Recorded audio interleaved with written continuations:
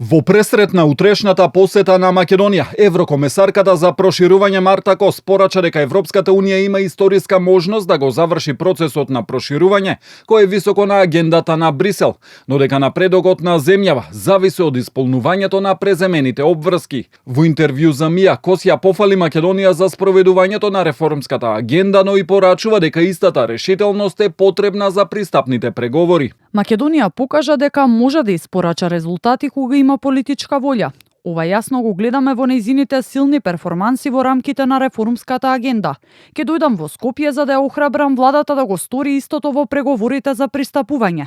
Сега имаме можност што се случува еднаш во генерацијата, да го оствариме проширувањето. Ова доаѓа со јасни избори. Оние што ги исполнуваат своите обврски напредуваат. Ова го гледаме најасно во Црна Гора и Албанија.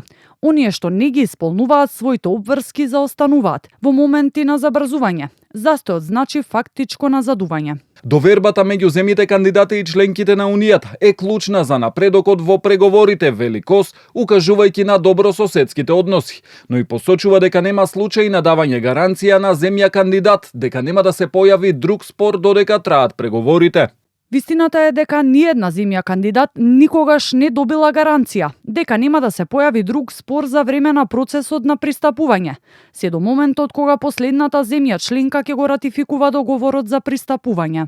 Како што наведуваат од кабинетот на еврокомесарката, предвидено е Кос и премиерот Мицкоски да одржат заедничка пресконференција, а ќе има средба и со председателот на собранието Африм Гаши.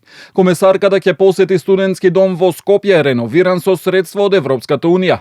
Подоцна во текот на денот ќе се сретне со представници на организациите на граѓанското општество и медиумите, за да разговара за спроведувањето на клучните реформи поврзани со Европската Унија, особено во областа на владењето на правото.